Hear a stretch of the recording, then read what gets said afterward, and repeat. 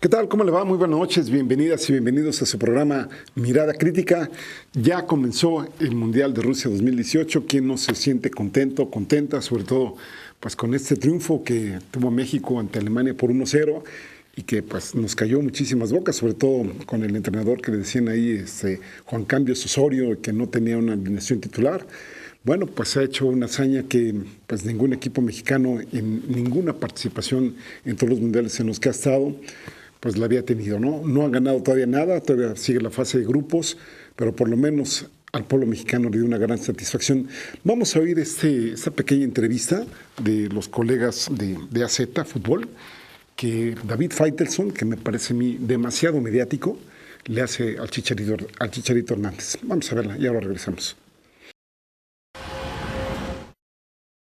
Ahora, Javier, tú hablas de ser campeón del mundo, pero realmente, Javier, pongámonos serios. Sí, sí. México no está para campeón ¿Pero del mundo. por qué no podemos ser Grecia en la Eurocopa?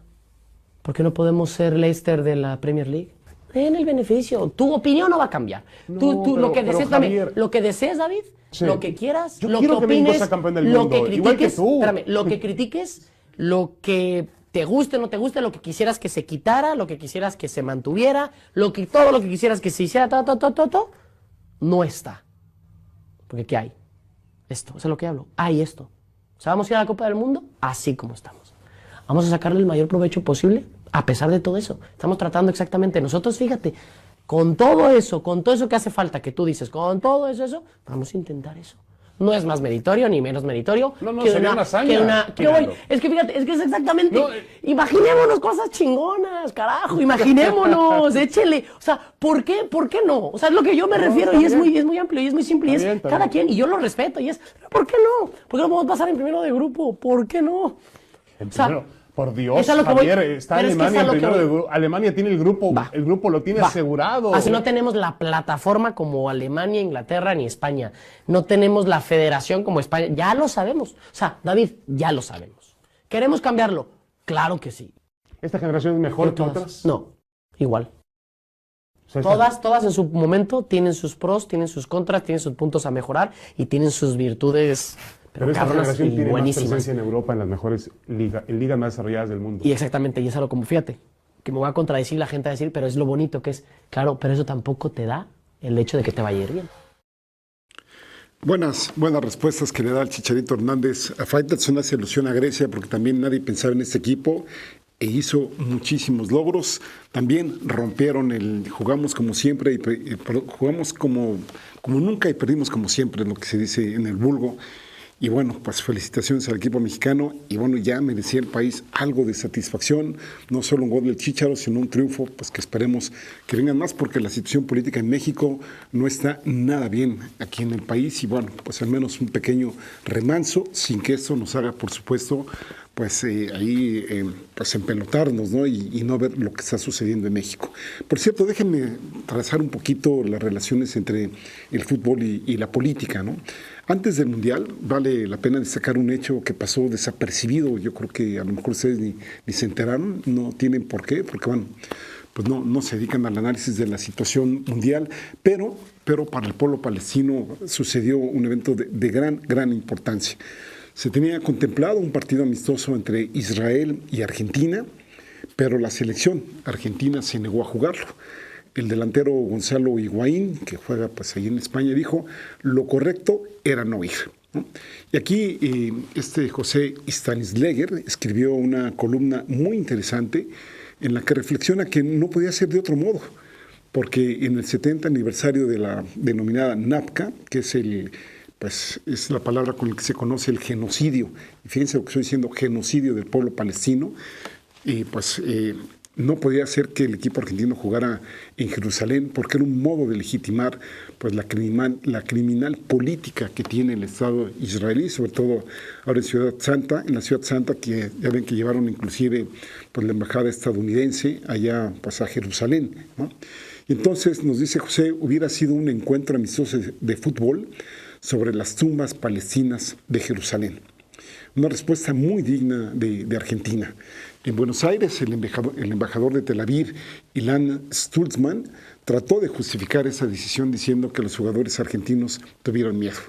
y habló de amenazas terroristas, por ejemplo a Messi, que efectivamente lo amenazaron, pero omitió este embajador la reciente masacre perpetrada por las fuerzas de defensa, imagínense, fuerzas de defensa contra un pueblo palestino que lo tienen totalmente sitiado. Bueno, pues ahí nada más habría que asomarse un poco a la geografía, asomarse un poco a las noticias que llegan de allá, y pues cómo está la situación en la Franja de Gaza. En la última sonada de muerte que hubo sobre Palestina, 135 palestinos muertos y 14.700 heridos.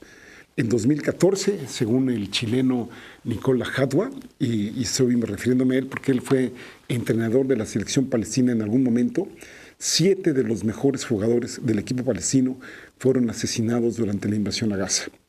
Entonces aquí podríamos contrarrestar, diría José, cómo no tener miedo cuando en la reciente gran marcha por el retorno murieron asesinados Ayman al-Kurdum de la selección palestina, Wahek Moshastani y Shadi Sabke, así como Khalil Abdel Jaber, a ver si lo estoy pronunciando bien, todos ellos del Comité Olímpico Palestino. ¿Cómo no tener miedo frente a un régimen de ocupación que vive victimizándose y que solo por jugar a la pelota en una playa de Gaza asesinó en 2014 a 4 niños que tenían entre 10 y 11 años? ¿Cómo no tener miedo frente a un soldado israelí que le disparó un tiro a Mohamed Kahalik, el exjugador del Al-Salah club de fútbol, por estar grabando una marcha pacífica, y ahora este jugador necesita una prótesis para volver a caminar? Este tipo de reacciones de algunos futbolistas argentinos han sido propicios para demostrarlos a la menor oportunidad posible.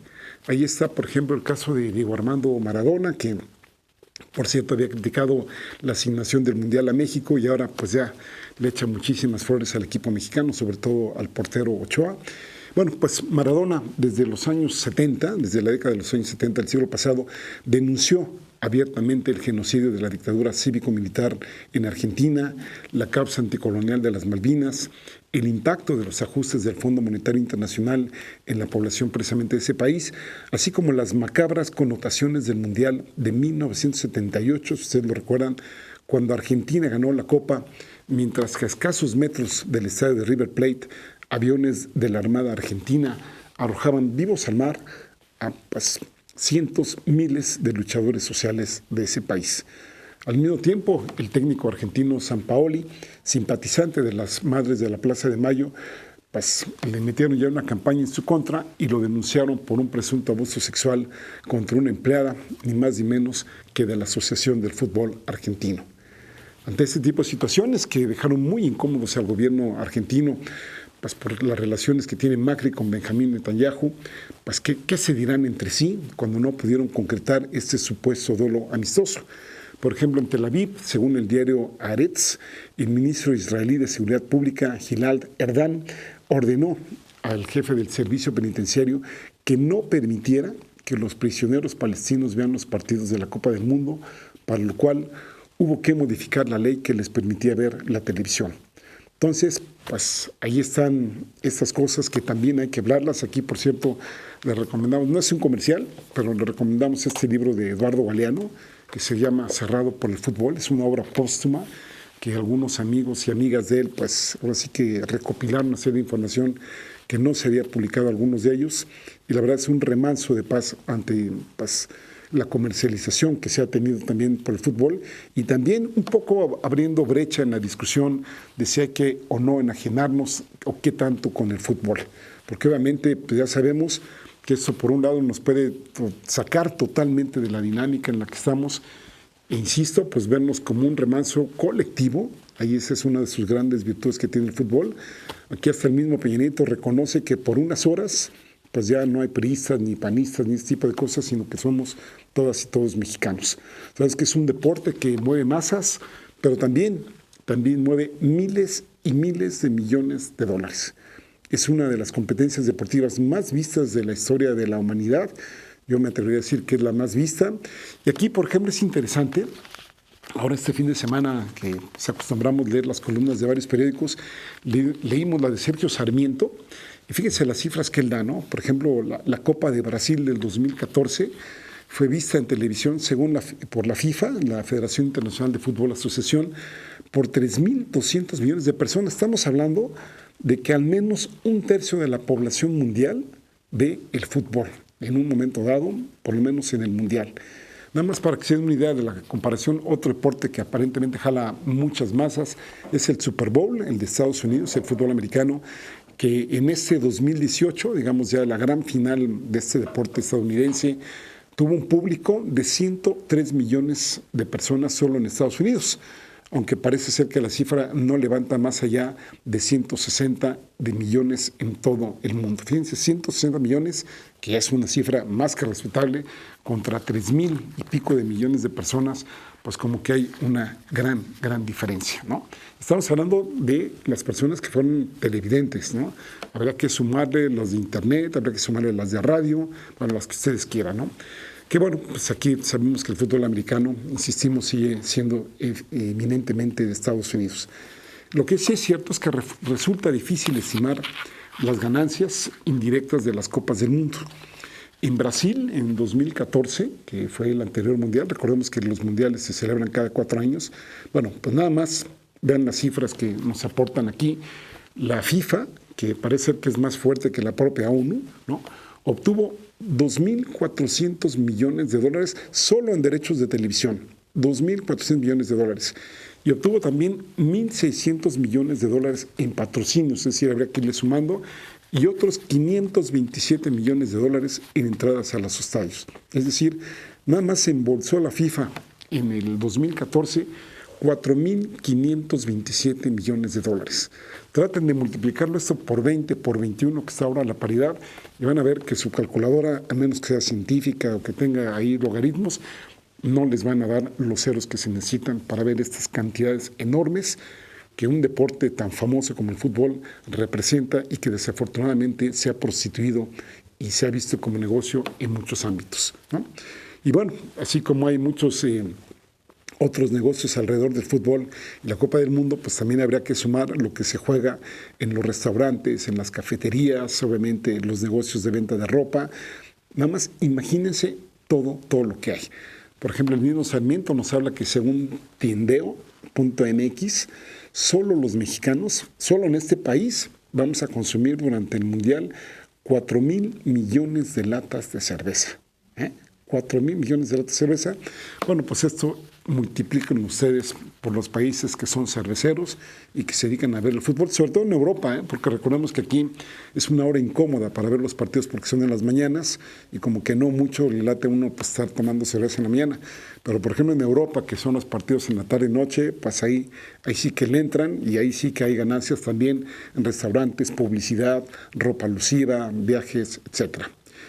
También hay que decir, y esta es la otra cara de la moneda, que si bien las Copas Mundiales son un muy buen negocio, sobre todo para la FIFA, eso hay que recalcarlo, restaurantes y cervecerías, digamos, eso ya en un muy lejano segundo plano, entre otras compañías, no necesariamente lo es para los países que son anfitriones de este tipo de eventos. Por ejemplo, habría que preguntarle a Brasil, ¿no? El torneo de 2014, el que estamos hablando, le costó cerca de 15,000 millones de dólares, la mayor parte de dinero público, esto según Reuters. Y pues muchos de los estadios, instalaciones que se construyeron o se renovaron para el Mundial, pues se han convertido en elefantes blancos, como 4 años también sucedió en Sudáfrica. Lula impulsó la Copa de 2014, la Copa del Mundo, y también los Juegos Olímpicos de 2016, pero tuvo un enorme gasto político y económico. De hecho, los gastos que se tuvieron para los preparativos de estos 2 eventos mundiales fue parte de la crisis económica que le heredó a la expresidenta Dilma Rousseff. Aquí también hay que decirlo que políticamente, pues, bueno, nada más habría que ver aquí en México, ¿no? Salinas de Gortari no perdió oportunidad para sumarse pues, a los festejos de cualquier deportista. Bueno, aquí mismo ya los candidatos presidenciales ya no tardaron en sumarse al barco. Y sabemos que todos estos tipos de políticos no pierden oportunidad para estar al lado de los famosos. Y hay que decir aquí también que los deportistas más encumbrados ganan cientos de millones de dólares o de euros, según donde se encuentren, que pues, prácticamente nadie tiene esos salarios. Por ejemplo, Lionel Messi, del que nos declaramos fans, pues tiene un salario nada más de 126 millones de euros al año. Multipliquen eso por 25, que más o menos es lo que está ahora, y eso les da la cantidad, ¿no?, de lo que gana al año, Cristiano, y de sueldo estamos hablando aparte de otros tipos de prestaciones que tiene, ¿no?, y beneficios por contratos de publicidad y por lo que ustedes quieran, ¿no? Cristiano Ronaldo, este portugués que, por cierto, pues ya metió un hat-trick, como no sé cómo le llaman, 3 goles metió en su partido inaugural. Solo el fisco español le acaba de multar con 18.8 millones de euros por evasión de impuestos y 2 años de cárcel, que por supuesto no va a ir y va a hacer trabajo comunitario. Neymar, otro brasileño muy famoso, gana 94 millones de euros, ¿no? 81.5 millones de euros, 94 son los que gana Ronaldo.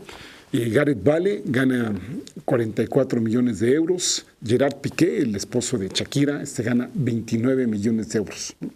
Y aquí, pues ya aprovechando el viaje, pues y todo este ambiente premundialista que había, en la víspera nos anunciaron que Canadá, Estados Unidos y México ganaron la organización de la Copa 2026. Y ahora pues nos la presenta como un gran triunfo, que México va a ser el único país en organizar 3 Copas Mundiales, lo cual es más que discutible porque finalmente pues aquí de los 80 partidos que se van a jugar, solo 10 lo van a hacer aquí en nuestro país, en 3 sedes, Guadalajara, Monterrey y la Ciudad de México. Y prácticamente la mayoría de los honores van a estar en Estados Unidos y Canadá. Ahora habrá que estar aguantando a Donald Trump, que dice que por supuesto ya se adjudicó, digamos, prácticamente este reconocimiento de la FIFA para hacer el Mundial de 2026. ¿Cómo lo ve usted? Vamos a hacer una pausa y continuamos aquí en Mirada Crítica.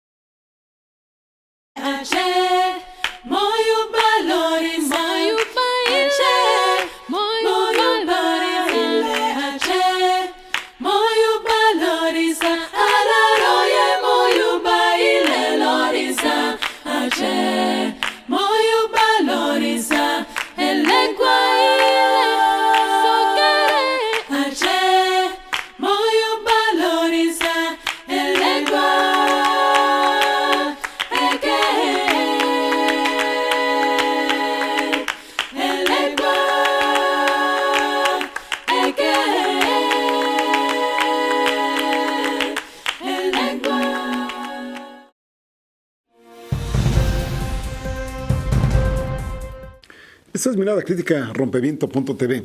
En otras noticias, pues hubo elecciones ayer en Colombia. Iván Duque ganó con 54% y Petro se quedó con 42%. Petro pues era el candidato de izquierda, se quedó con 42%, ya se sabía que no iba a ganar. Iván Duque, que es pues prácticamente el hijito putativo de Uribe, pues desde mi perspectiva desafortunadamente ganó. Pero sí hay que decir que el candidato Petro dio un avance más que notable allá en Colombia, ¿no? También hay que decir, la guerra comercial entre Estados Unidos y China sigue avanzando. Ya los chinos ya respondieron, pues muchos artículos desde Estados Unidos que se envían a China ya también fueron cargados con un impuesto del 25% en respuesta a lo que había hecho el presidente Donald Trump. Por cierto, hay que decir la crisis humanitaria que se está viviendo en Estados Unidos por la separación que está teniendo de padres con sus hijos, que pues no tiene humanidad, vamos a decirlo así, Donald Trump. Y fíjense, son tan cínicos que hasta dicen que están siguiendo la palabra de la Biblia porque están cumpliendo la ley. De eso habría que hacer un análisis más a profundidad. Nada más dejamos el tema aquí, que a ver qué hace este gobierno en lo que le resta, digamos, en lo que le queda de su administración, por defender verdaderamente, realmente, a todas las familias que se están pues viendo rotas, literalmente rotas, porque pues los hijos se quedan en un lado y los padres los están deportando. En su gran mayoría son mexicanos, ¿no? El caso de México, qué decir del proceso, del reportaje que sacó ayer el Reforma sobre Romero de Champs.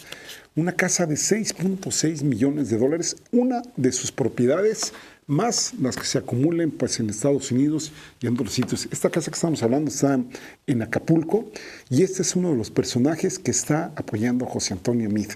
A ver ahora qué puede decir Meade, pues de el que quiera, ¿no? Desde Napito, desde pues el caso de Jiménez Espirio, o Espirio como se pronuncie, pero parece ser que ahí como que no tiene una muy fuerte base, digamos, para estar reclamando cuestiones de anticorrupción, cuando él mismo las está solapando. Bueno, pues ahí está la estafa maestra, entre otros actos de gran corrupción.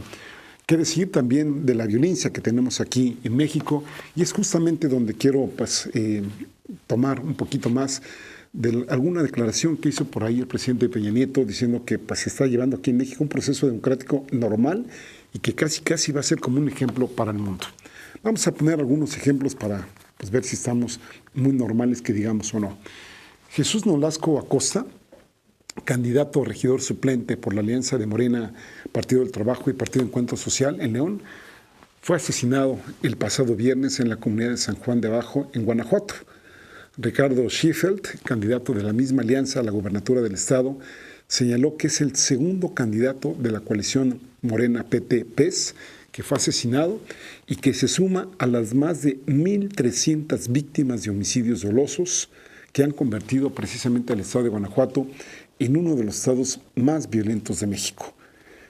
Él dijo que exigía al gobernador que cumpliera su obligación de darle seguridad a todas y todos los guanajuatenses, que ya no se podía seguir así, pues que ya no más asesinados, y pues terrible la situación que está viendo ahí, ¿no? Según medios locales, el viernes Jesús Nolasco, alrededor de las 6:30 de la tarde, fue encontrado su cuerpo con huellas de violencia y heridas por arma de fuego en un terreno baldío. Ahí lo habían dejado, ¿no? El jueves, en otro ejemplo de normalidad, esperemos, y lo digo sarcásticamente, en la comunidad La Florida, en pleno acto proselitista, fue asesinado también el alcalde con licencia y candidato de la coalición por Michoacán al frente, aquí estamos hablando del PAN, PRD, Movimiento Ciudadano, para reelegirse en la alcaldía de Taretán, estamos hablando de Michoacán. Alejandro Chávez Zavala. Su esposa también resultó herida, ¿no? Y aquí podríamos decir que ya con el caso de Jesús Nolasco y con Alejandro Chávez, ya van 114 políticos y políticas, y candidatos y candidatas que son pues, asesinadas, que han sido muertas desde el pasado 8 de septiembre, fecha de inicio del proceso electoral aquí en México. No hay antecedentes en la historia reciente de nuestro país. Estamos hablando desde 1910, ¿no? En la Revolución ya sabemos que ahí desgraciadamente murieron alrededor de 1 millón de personas en México por la Revolución. Pero bueno, de un proceso electoral tan sangriento en el que las autoridades pues, federales, estatales, municipales, de cualquier nivel, han dado muestras de incapacidad para detener los crímenes que se siguen cometiendo en el país. ¿Cuál es la respuesta que ha tenido ahora el gobierno? Justificarse. Porque nos han dicho, bueno, pues es que hay muchos muertos porque jamás había habido el volumen de puestos de elección popular en disputa. Estamos hablando de 3,400. Aquí entonces la pregunta es si va a parar la matanza después de las elecciones, bueno, o antes de las elecciones, o ese mismo día, o bien pues a partir del 2 de julio en un fenómeno que esperemos que no haya llegado para quedarse. A esto hay que sumarle toda la guerra sucia que se está viviendo desde el gobierno. Ahí están pues varios partidos políticos, ahí está el PRI, el PRD, bueno, pues ya sabemos las llamadas, por ejemplo, en contra de López Obrador. El PRI pues muele y muele que sí con Néstor Salgado, que sí con esto, que sí con lo otro. En el caso pues del PRD también yéndose, por ejemplo, ahora hay una campaña muy fuerte en contra de la senadora Laida Sansores, ¿no? Por el derroche de dinero, que no solo hace ella, lo hace toda la Cámara de Senadores, la iniciativa privada, pues ahí atemorizando a sus empleados, y por supuesto la delincuencia organizada, que también en algunos sitios decide quién sí y quién no puede presentarse a las elecciones.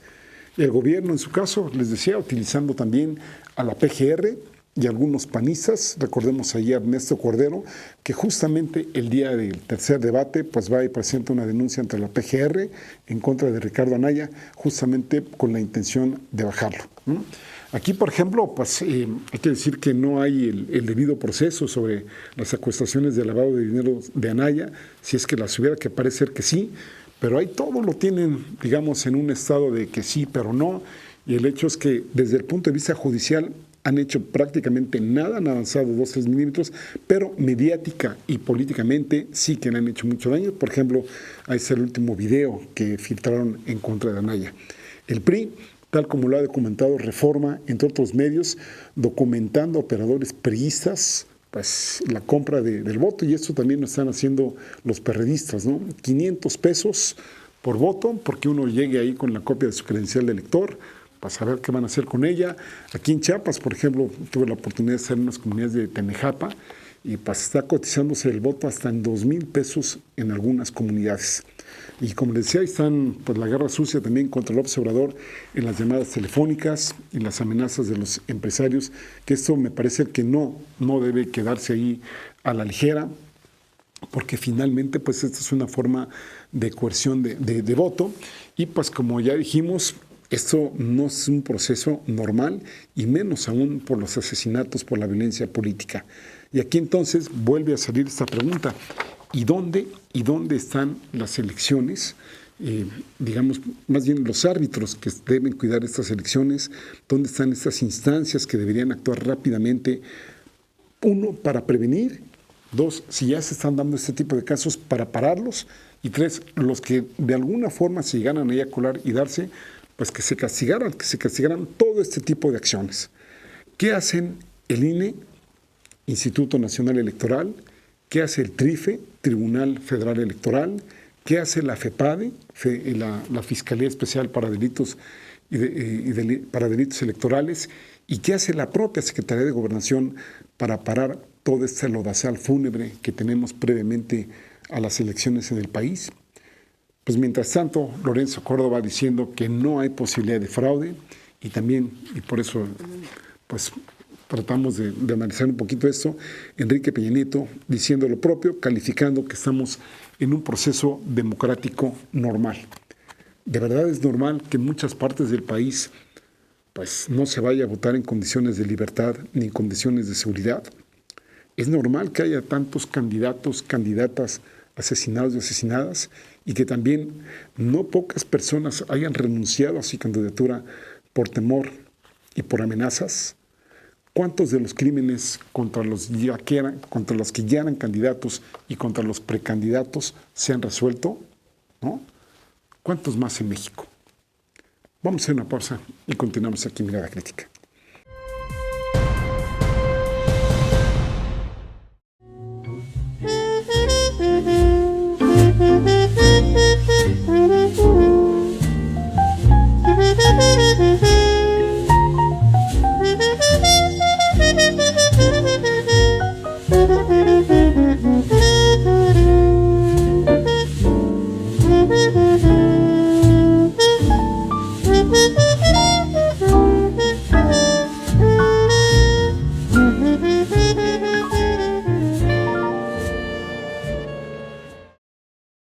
Los derrotados son los que dejan de luchar. Y dejar de luchar es dejar de soñar.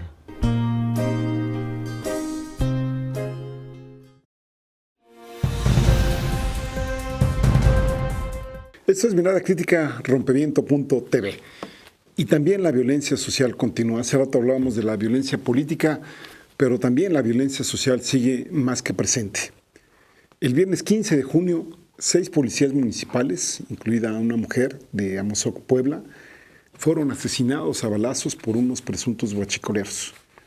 Esto ocurrió en la Junta Auxiliar San Salvador Chachapa, en Puebla. Ahí hubo el reporte de una riña en la colonia El Destello, como a las 4 de la tarde. Los policías fueron, no encontraron nada. En la colonia Signoret vieron una camioneta sospechosa donde viajaban unos sujetos. La revisaron y, de acuerdo a la información disponible, fue entonces cuando los asesinaron a balazos. Elementos de la Policía Estatal lograron asegurar a 2 de los homicidas y presuntos huachicoleros. Entre estos parece ser que son compañeros de estos propios policías, de estos policías que fueron asesinados. Los agentes que llegaron después aseguraron también una pipa con gas LP y una toma clandestina que se ubicaban a unos metros donde fueron asesinados los agentes policíacos. los cuales, como pudo ver usted en esa fotografía, quedaron en hilera como si los hubieran ejecutado.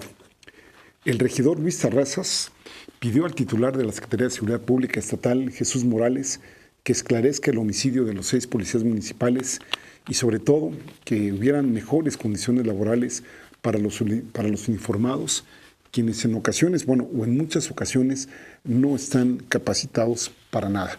Aquí hay que decir que, de acuerdo a algunos recuentos de organizaciones no gubernamentales, van en 2018 161 policías asesinados de enero a junio.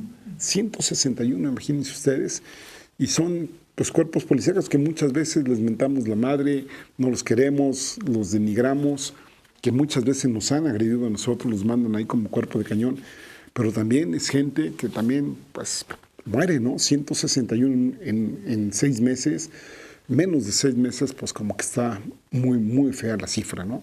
¿Y qué han hecho las autoridades, digamos, para darles mejores condiciones?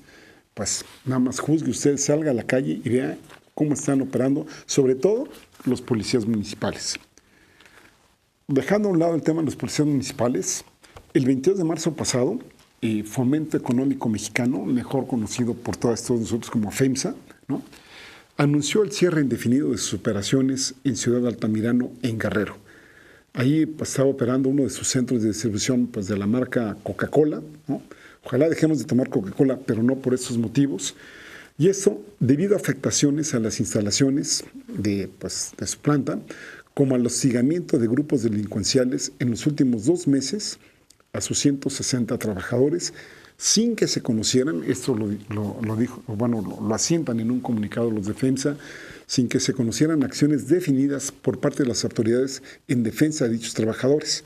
Y aquí textualmente lo citamos, ponen en su comunicado: la empresa lamenta profundamente que la ausencia de un Estado de Derecho y la prevalencia de la impunidad que afecta a la región la lleve a detener sus labores en un territorio en el que ha tenido presencia por más de 4 décadas, generando valor económico y social a sus clientes, consumidores, comunidad, colaboradores y familias. Terrible, ¿no? Hace 2 semanas, la competencia, PepsiCo, anunció el cierre de una planta de distribución en Pungarabato. Estamos hablando de Guerrero. Esto pues por haber sido presionados por un grupo criminal para el pago de extorsión.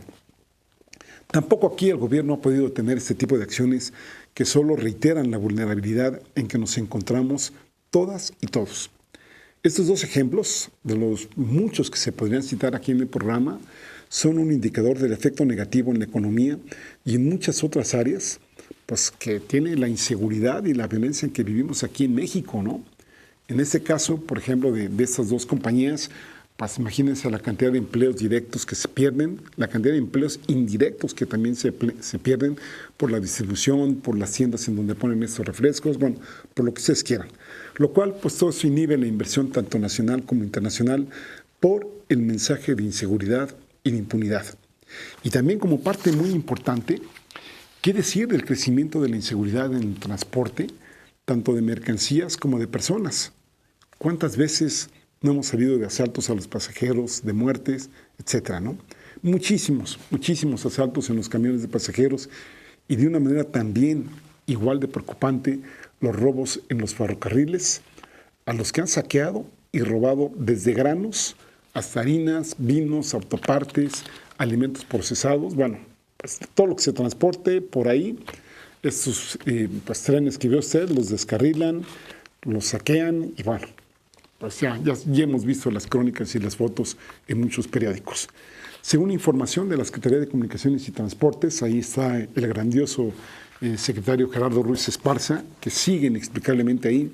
Tan solo en el primer trimestre de 2018, es decir, estamos hablando enero, febrero y marzo de este año, hubo 852 robos y 2.519 actos vandálicos que también se registraron. Esto, si se compara con cifras, por ejemplo, de los últimos 3 meses de 2019, pues aumentaron, ¿no? Por ejemplo, 720 contra 852 y 2.415 contra 2.519. La empresa Grupo México Transportes, que opera precisamente las empresas de Ferromex, ¿no? Pues estas como que ya se están quejando de cómo está la situación aquí en México, ¿no? Este grupo México Transportes opera Ferromex y Ferrosur, ¿no? Y estos reportan que este tipo de actos vandálicos y robo han generado pérdidas en las ventas por 280 millones de pesos. Por ejemplo, aquí hacen el desglose, 41 millones de pesos también en sustracción de bienes y 175 millones en reparación de vías, locomotoras y carros. Y también le han metido 1.200 millones de pesos en seguridad privada. Y peor aún, fíjense cómo está terrible la situación en México, que para evitar esto se cuenta con una cosa que se generó hace poco, que es el Fondo Nacional de Seguridad para Cruces Viales Ferroviarios. Parece que es más largo el nombre de lo que ha servido, ¿no? Eso lo crearon apenas en diciembre de 2017, es decir, apenas el año pasado. Bueno, para todas estas cifras que les acabo de mencionar, pues le dieron recursos por 70 millones de pesos. Imagínense, si las otras empresas gastaron 2.100 millones de pesos y las pérdidas son de 280 millones de pesos en robos, 41 millones de pesos en sustracción de bienes de las propias compañías, pues 70 millones de pesos como que no son muchos. Pero peor aún, estos 70 millones de pesos no los han podido operar porque aún no han publicado las reglas de operación por parte de la Agencia Reguladora de Transporte Ferroviario, que pues tiene que tener el visto bueno de la Secretaría de Hacienda y Crédito Público. Pues es prácticamente como si estuviéramos ahí en el viejo oeste, ¿no? Casi la ley del revólver, donde pues cada quien se tiene que defender con lo que tiene, desde pues, piedras hasta pistolas. Aquí pues habría que ver la serie de Bonanza, la del Marshall Dillon y todas estas, porque ahí no hay Estado, no hay autoridad, porque pues hay nadie que pueda proteger a la población. Como diría Juan Pardinas, la muerte violenta parece ser un destino muy probable para muchas y muchos de nosotros. Y como que esa normalidad de la que nos habla Enrique Peña Nieto, pues no, como que no le va bien a México, ¿no? ¿O usted cree que sí? Vamos a hacer una pausa y seguimos aquí en Mirada Crítica.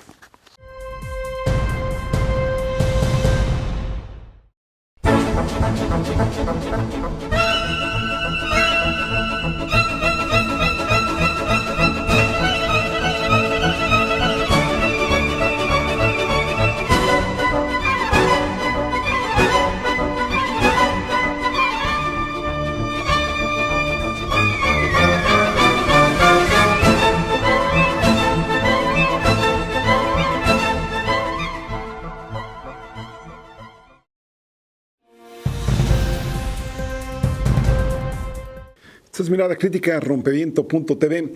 Pues más anomalías relacionadas al secretario Socavón, es decir, al secretario de Comunicaciones y Transportes, Gerardo Ruiz Esparza. Esta vez llegamos en compañía del jefe de gobierno, ex jefe de gobierno de la Ciudad de México, Miguel Ángel Mancera. El proyecto del tren interurbano que va a unir, bueno, se supone que tendría que unir a la Ciudad de México con Toluca, va mal, parece ser que muy mal. Y según Roberto Ro, que es uno de los editorialistas del periódico El Universal, pues puede ser un escándalo, inclusive de mayores dimensiones de lo que se ha hablado hasta ahora del nuevo aeropuerto internacional de la Ciudad de México. Este proyecto del tren, que uniría o que tendría que unir a Toluca con la Ciudad de México, es uno de los 3 que anunció Enrique Peña Nieto cuando tomó posesión de la presidencia de la República. Los otros fue el de México-Querétaro, ¿se acuerdan ustedes? El de los chinos, que hubo ahí pues todo lo que ya sabemos, y el transpeninsular.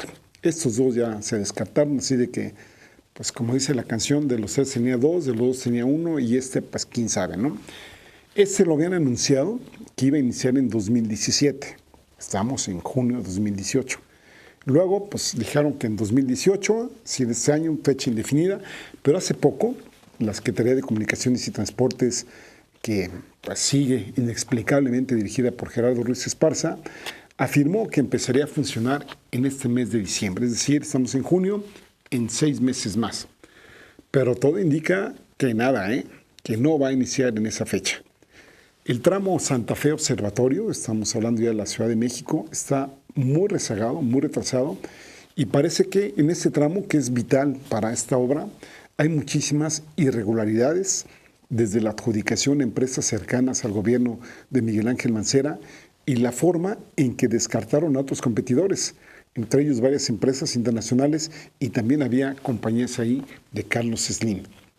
La administración de Mancera, ¿sí? Y ahora que estamos hablando pues, de corrupciones y estas cosas, pues nada más le adjudicó contratos por 10,400 millones de pesos en algo así como vía fast track, en un proceso express, que no se vio complementado por otra serie de obras que tenían que hacer, digamos, complementarias a esta obra, como terminar las líneas 9 y 12 del metro, la línea 9, por ejemplo, de Tacubaya a Mixcoac, y la 12 que tendría que llegar a Observatorio, ¿no? También de Mixcoac a Observatorio. Tampoco construyeron o han construido una zona de área de transferencia para lograr la conexión de las líneas 1, 9 y 12, precisamente para que ahí pues vaya toda la población y ya pues se vaya yendo cada quien a sus lugares de destino.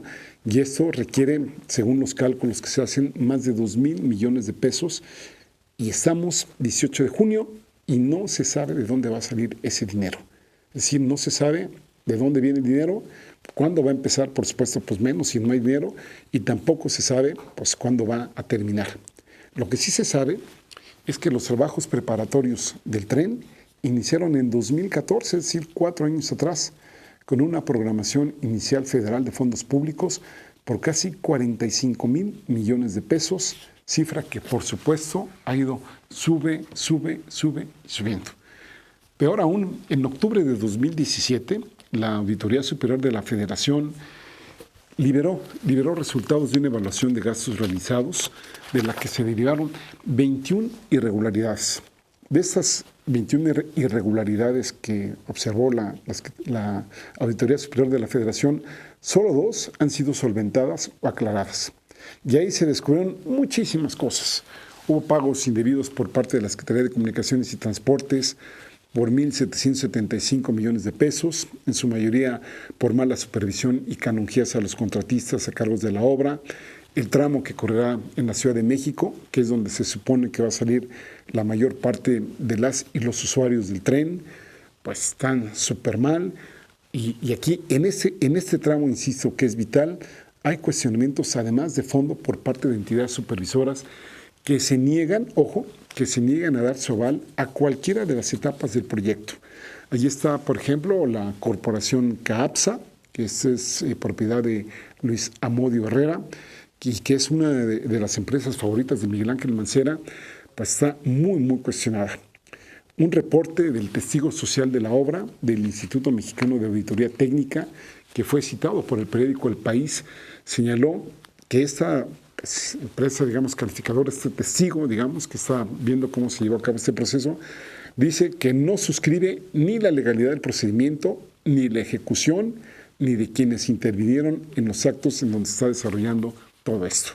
Y además, la organización México Evalúa afirma que se debe aplicar de manera urgente una mayor transparencia a todos los tramos del proyecto. ¿Cuánto tiempo tardará en salir más información sobre esta cloaca que involucra al secretario Socavón? Insistimos aún inexplicablemente en el cargo. Esta vez pues va acompañado del ex jefe de gobierno de la Ciudad de México y que es el actual candidato pues, a una senaduría aquí por el estado de Chiapas. ¿Será que Miguel Ángel Mancera conoce Chiapas? ¿Lo pronunciará bien?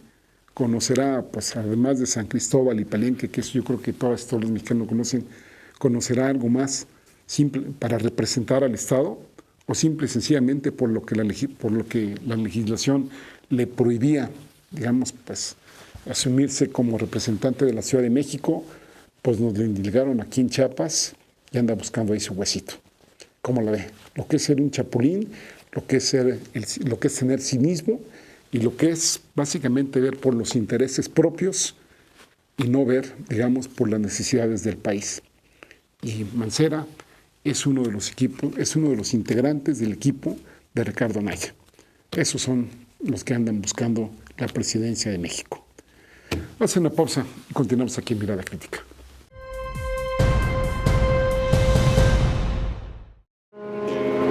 Moi, je t'offrirai de perles de pluie, fanaux de pays où on ne pleut pas.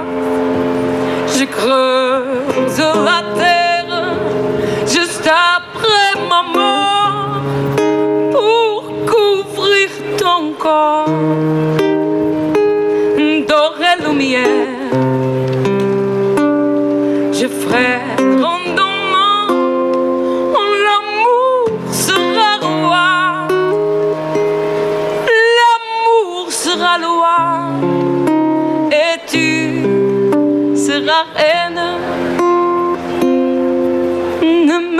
quitte pas,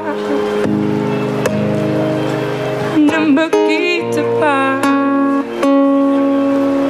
ne me quitte pas.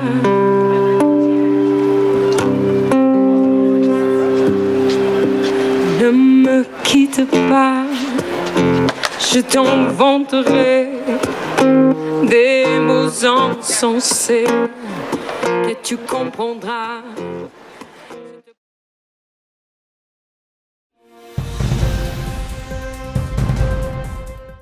Esto es Mirada Crítica, Rompeviento.tv. Vamos a pedirle a la producción si nos pasa los cartones de esta semana. Pues aquí está el primero, ¿no? Este es de Obi, pues que ahora sí estamos en el Mundial. México le ganó a Alemania. Y como dice la canción, déjenme si estoy gozando un ratito al menos.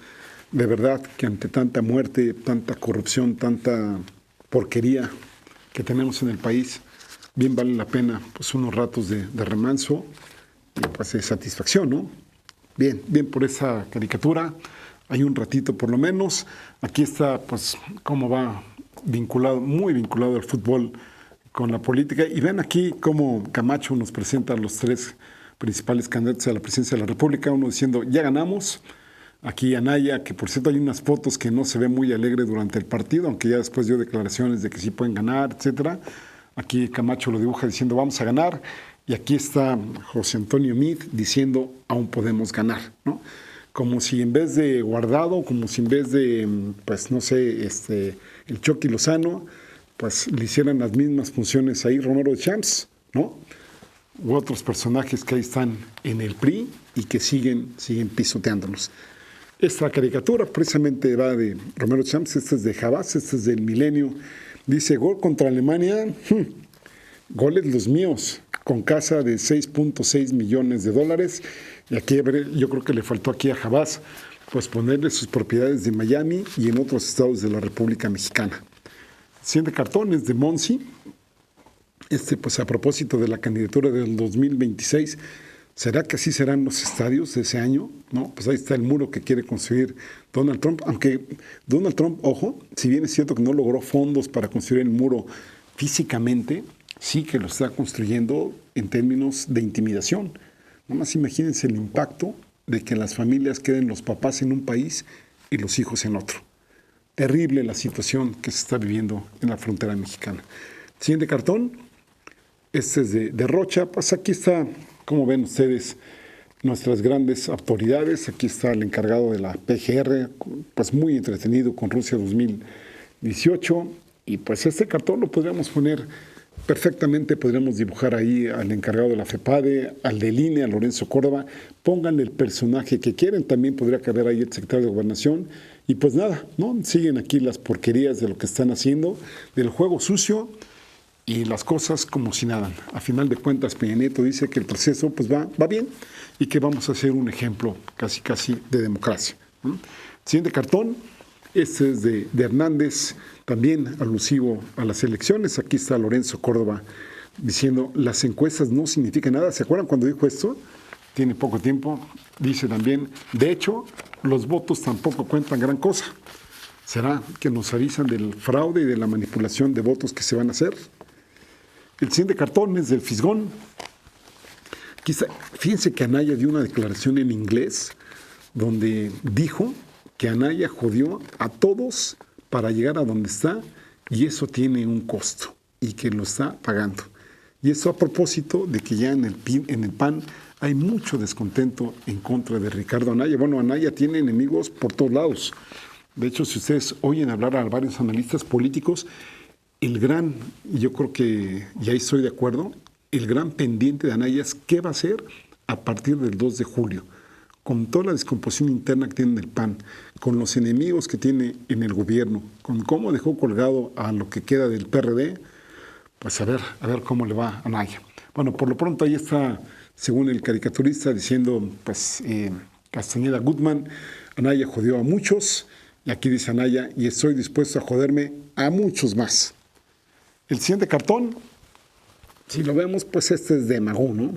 Aquí está Magú también hablando de elecciones, el gol de Irving Lozano, que hace historia, y diciendo aquí Lorenzo Córdoba, anticipo que por razones de tiempo ya no podemos incluir al Chucky Lozano en la boleta presidencial. Aquí también se pudo haber dicho ya no solo al Chucky Lozano, sino también a Guillermo Ochoa, del cual también ya hay memes que lo ponen ahí con la banda presidencial. Y finalmente, el último cartón de hoy, este también es de Hernández, que aquí está José Antonio Meade.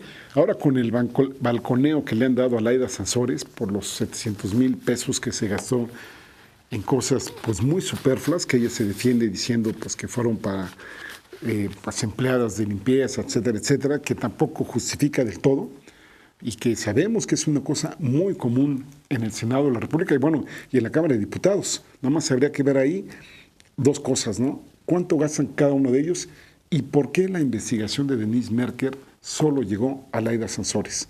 Por las cuestiones que tienen que ver con pues, todo lo que le planteó de frente a Laida Sansores en algún momento a Peña Nieto, acerca, por ejemplo, de Ayotzinapa. Bueno, pues aquí está Meade, que es muy amigo de Romero de Champs, diciendo, Laida, pues ¿para qué buscan amateurs teniendo a verdaderos profesionales? Y pues sí, que va de 700,000 pesos, ¿no? Pónganle ustedes 2 millones de pesos a 6.6 millones de dólares, más lo que se acumule con sus hijos y todo lo que ustedes quieran, como que hay una gran diferencia. Pues eso es todo, que les vaya muy bien. Sigan aquí en rompeviento.tv. Hasta la próxima.